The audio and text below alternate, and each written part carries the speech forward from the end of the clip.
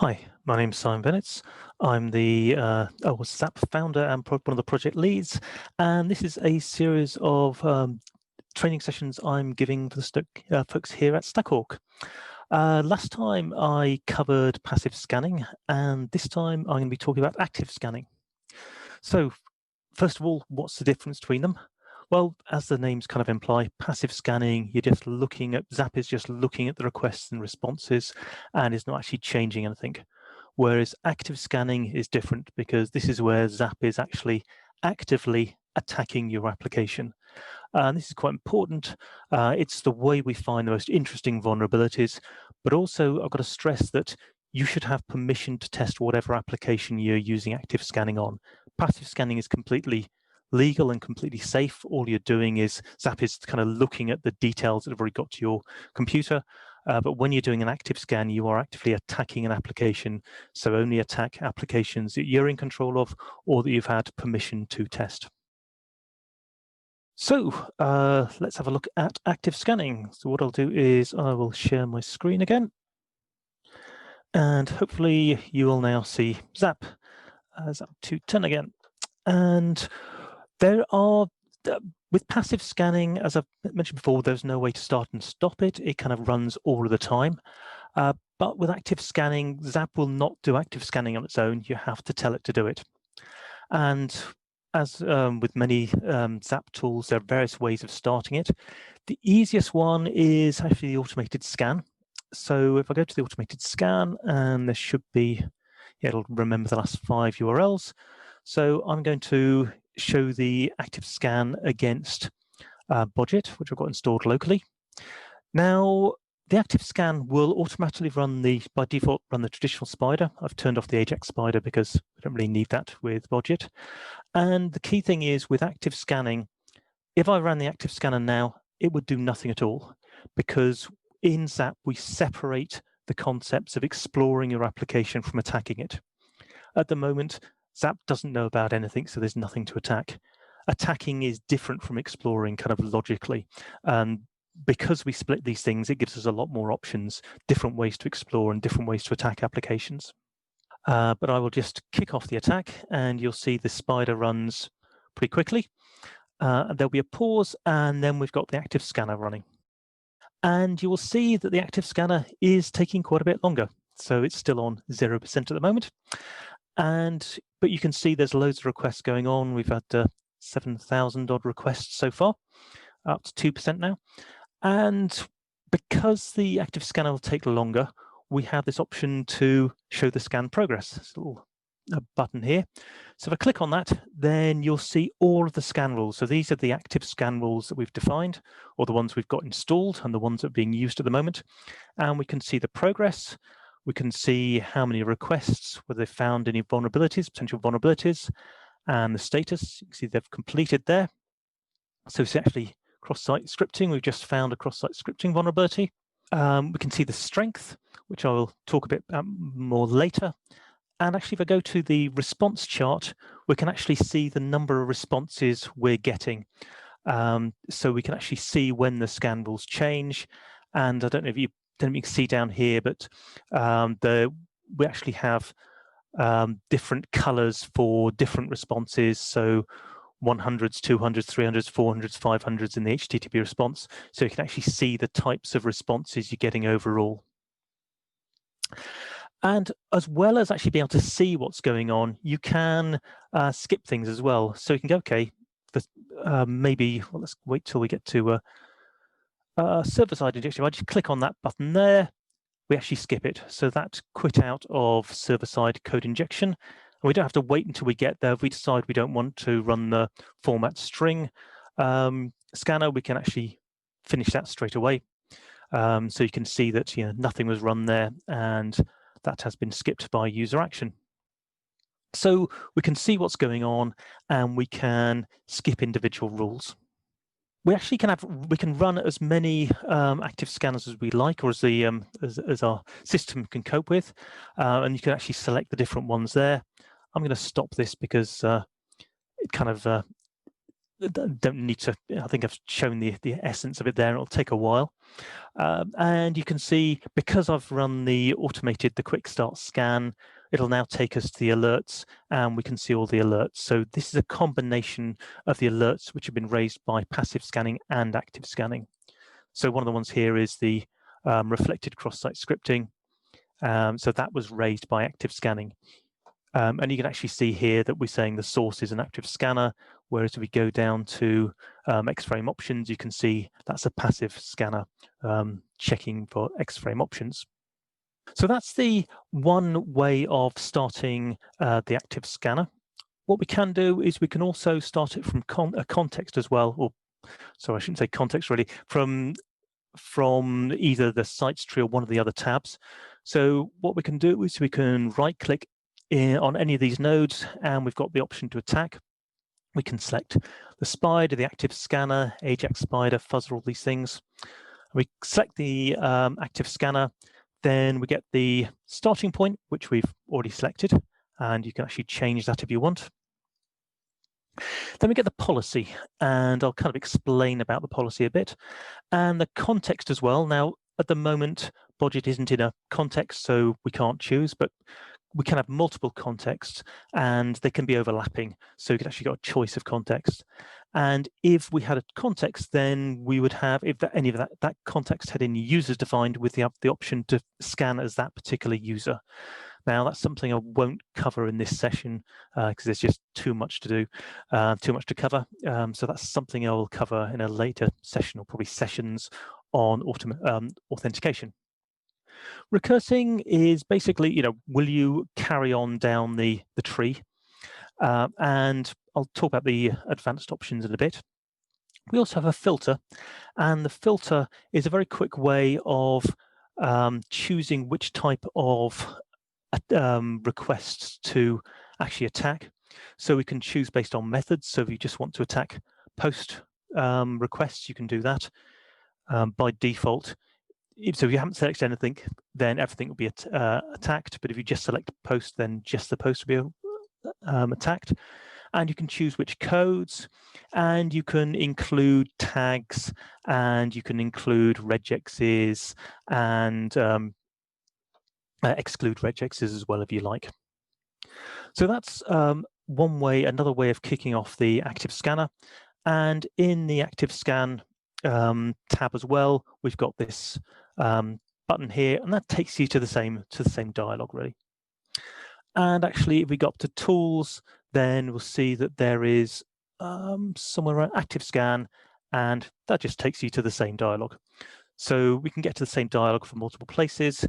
And if we go to the history, you'll see that we actually right-click here again. We've got the attack options and the active scan there. So what I will do is I'll show you some of the options. Go to the options, and we've got this the active scan page, and you can actually there's a limit on the number of hosts that will be scanned concurrently, but you can set that to whatever you want, and the number of threads that will be used per host. The default is 2. If you've got a particularly powerful system, you may want to increase that. It might speed things up. But often you'll find that the target application gets quite stressed, and will that could be your limiting factor. The maximum results to list, and that's in the UI. So that was that stream of results you saw when I started the active scanner. Then we've got options for the maximum duration of an individual rule. By default, it's 0, so there's no limit. But if you find that some rules are taking too long, you can actually set a limit of 10 minutes or 20 minutes. And you can also set a duration for the whole scan as well.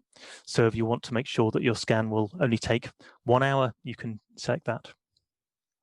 So these things kind of stop the scan early if it's taking too long. Whereas, and they're particularly good for automation, so all of these options can be applied when we're running active scans in automated fashion. But we've got a different type of option here, and this is if you have a problem where ZAP is actually overwhelming your system, the target application, which we've definitely seen. I've taken out a few servers in my time. Then you have this option to introduce a delay. So basically, it's the number of milliseconds ZAP will wait in between each request. So when we're active scanning, every rule will send a whole load of requests to your target application, and this delay will happen in between each of those requests. So you probably don't want to set it too high. Ideally, you set it to 0 so that ZAP will be as quick as possible. But if you're finding your target application is crashing or just hanging, you might want to slowly increase that and see what level your application can actually cope with. We have an option to inject the plugin ID. By plugin ID, that's how we refer to the active scan rules are defined in plugins. We have a couple of terms for them. So every rule has a unique ID. And we've got an option to inject the ID in a header. So this means if you're actually going through your logs, your server logs, you might be able to tie things together if they're causing problems, which might help you diagnose some problems of your service. And we've got an option here for handling anti-CSRF tokens automatically. That's been experimental for quite a while, and we should probably make that not experimental and maybe include it by set it by default. The only problem with at the moment, that puts ZAP into single threading mode. So it doesn't matter how many concurrent threads you've selected, we will only use one if that option is selected. And that's because we found that some applications don't handle CSRF tokens very well in a threaded mode. We probably should separate those two things so that you can actually choose to have multiple threads while regenerating the CSRF tokens. And then we got a couple of options for attack mode, which I will talk about a bit more in the future, or no, a bit later. And then we've got these things like the default policies, which I will talk about very soon. And something more about the attack mode and the chart here of how many minutes for the chart should cover. So when we go, let's go back to the active scan dialog. And one thing I didn't mention was this policy, the default policy.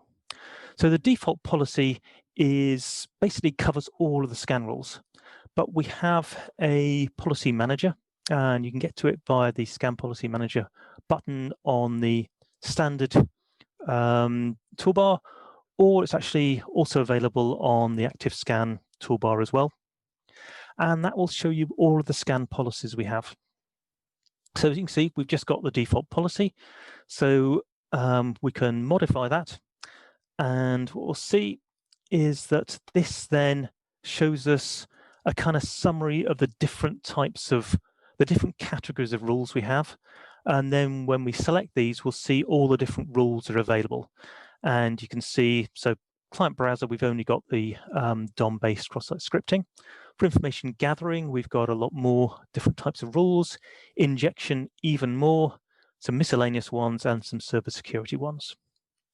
And you'll see that we have different qualities, release and beta, so it's very similar to the passive scan rules.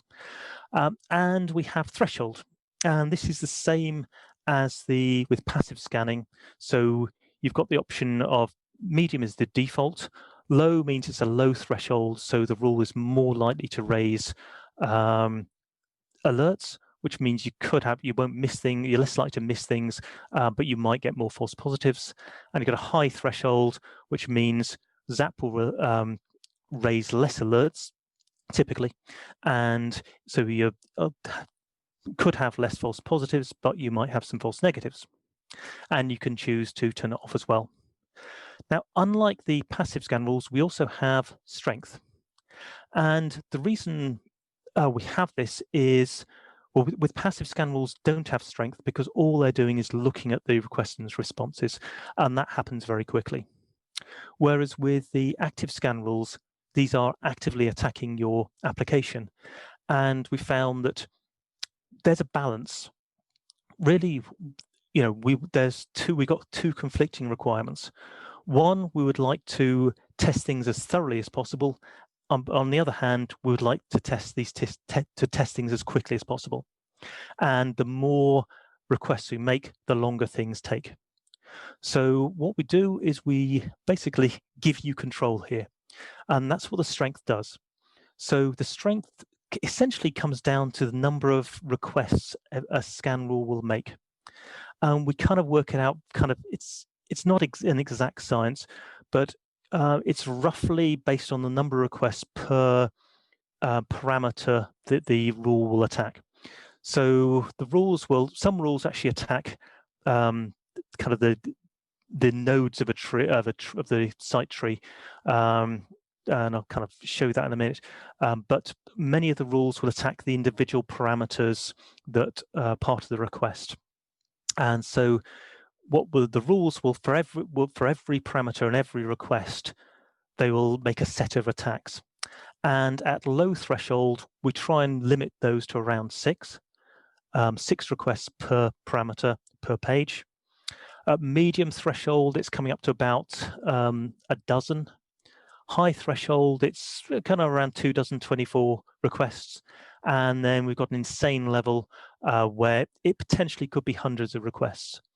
And not all rules support all of these options, but some will, and I said some will take a particularly long time. Now, one thing I meant to show last time with the passive scan rules, and applies here, is if you actually have a look at the help, so the rules should tell you particularly about the thresholds they support. So I will quickly go to zataproxy.org and go to documentation. So the user guide is actually included with ZAP, but it's actually, I find it a bit easier to read on the website. So we go to the desktop user guide and then add-ons.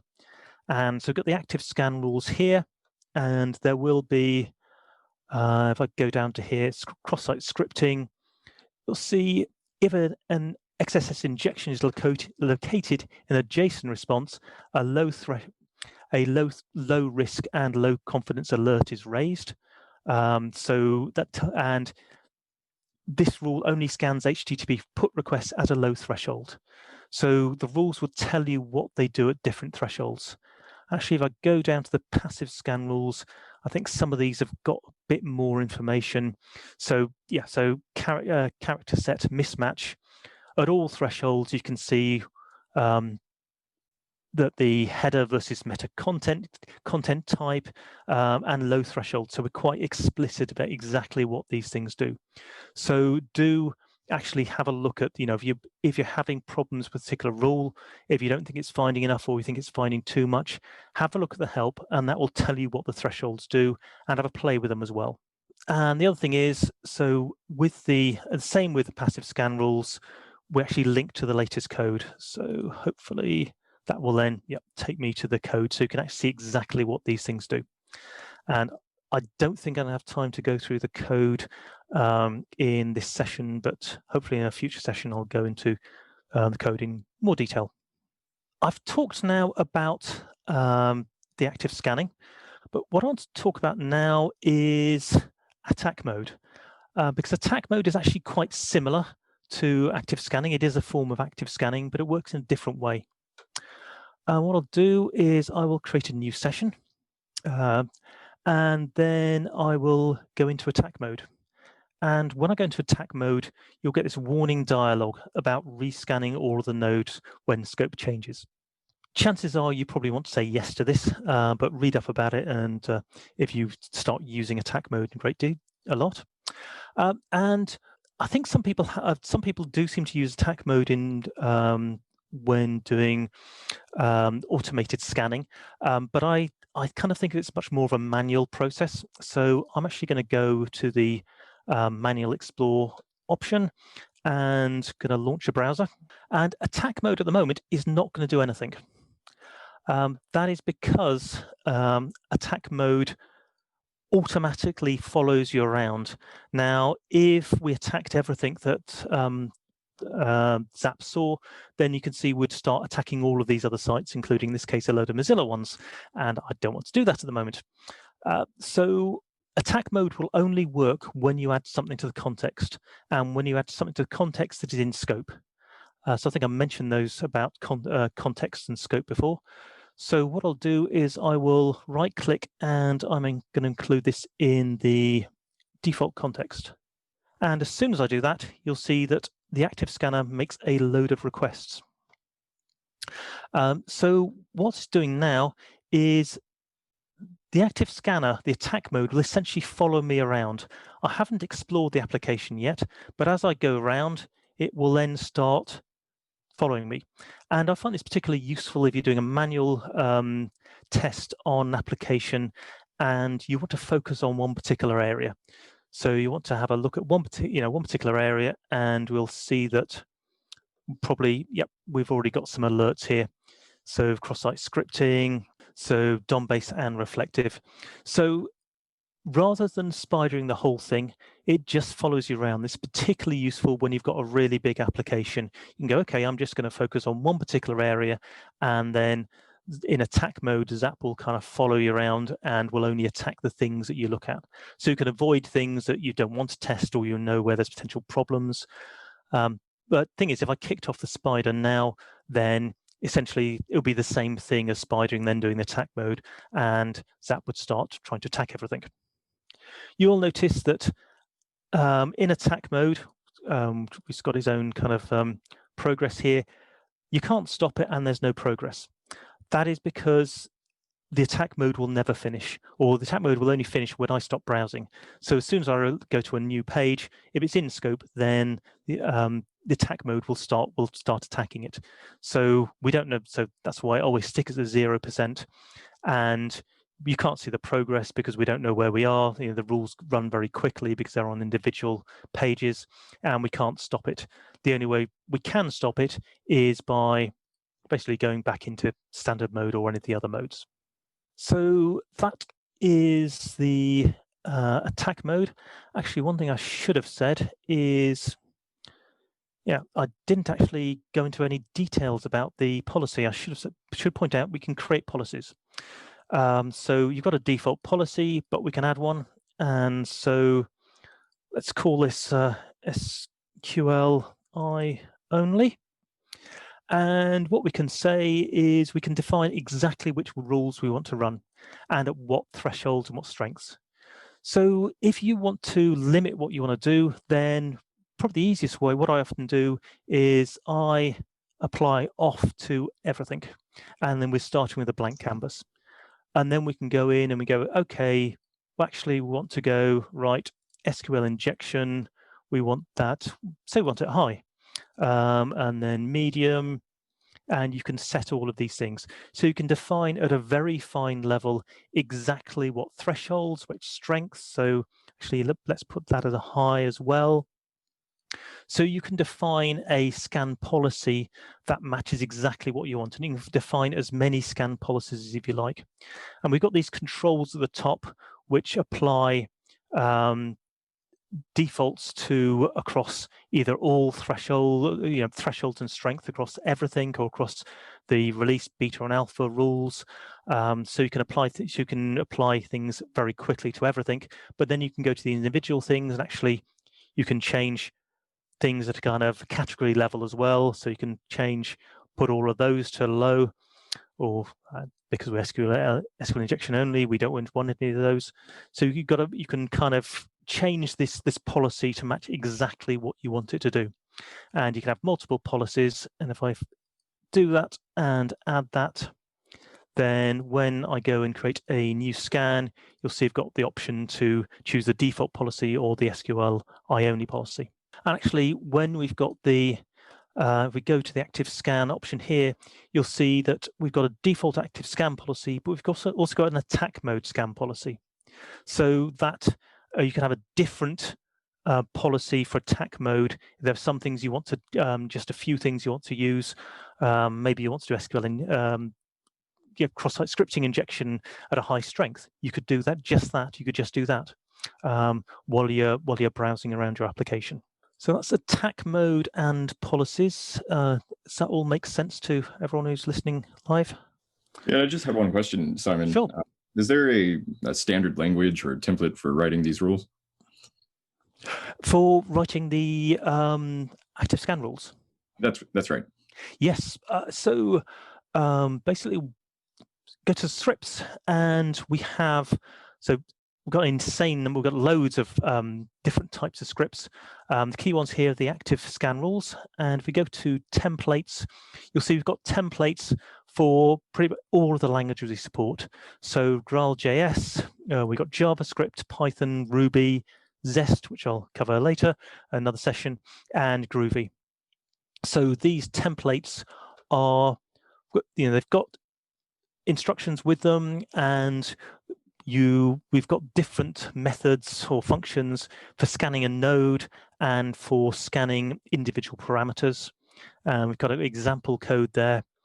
And one thing I was going to point out is a particular scan rule, which included the community scripts, called user-defined attacks. And this is something we always used to get questions about, is can I put my own attacks into the active scanner? And with the existing rules written in Java, it's kind of a bit difficult because you need to actually change the code and recompile it and redeploy it. Whereas this particular script is much easier to use because it's been implemented for you. Basically, we've got a set of attacks, and we just got some example attacks in here. You can add to them or you can replace them with whatever you like. And we've got a set of evidence. So basically, these are the things that the rule will look for. And if it finds one of these things, then it will raise an alert. So you can just go in and change the attacks and the evidence to be whatever you like and enable that rule. And that is all you have to do. Obviously, this script actually has got the implementation as well. So we don't scan nodes in this case, but we do scan the parameters. So you'll see that here we actually work out how many attacks to do based on the strength. And then we kind of loop through until we've hit the maximum number of attacks. So we will actually loop through the attacks, start making them, send and receive, and then we will see if we find the evidence fields. So you can actually have a look at that as a kind of good example, and this is where we raise the alert with the information. So that's a really good one to actually use, but also to play around with. Perfect. Thank you. Okay, so the only other thing I was going to mention now is how does ZAP know what to actually attack? And what we have is this concept called active scan input vectors, or just input vectors. And these define the things that ZAP can attack.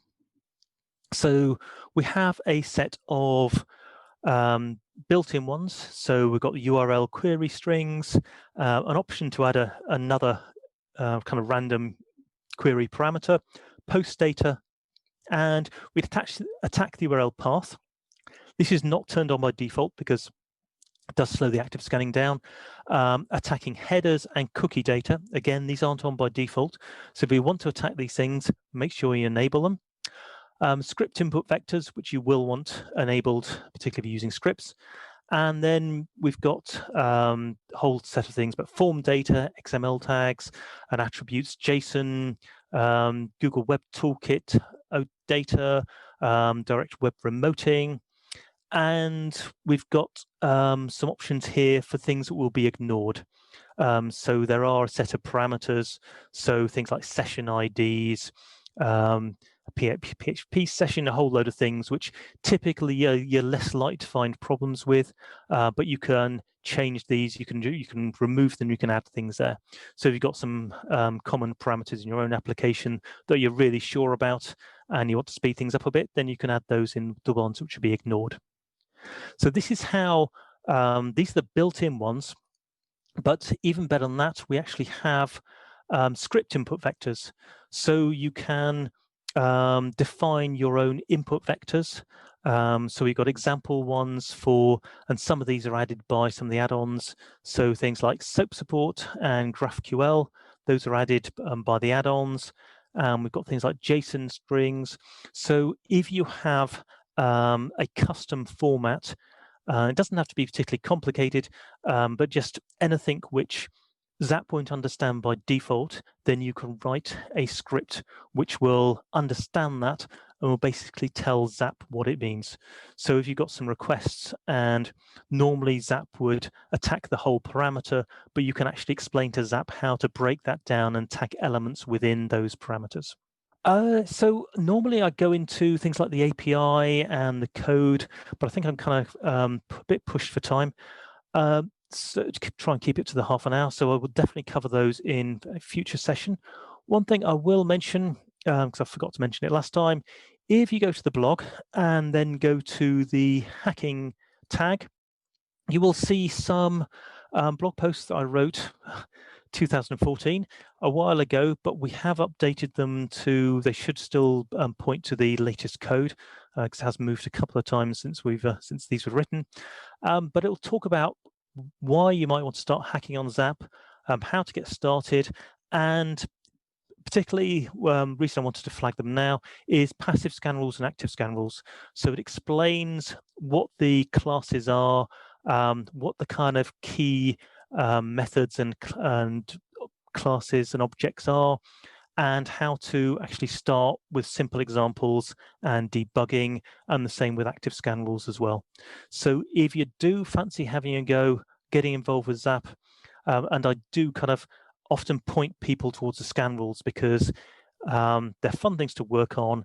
They're quite isolated from the rest of the ZAP code. You don't have to understand how all of ZAP works because ZAP is quite a big project, and they're quite easy to test in isolation.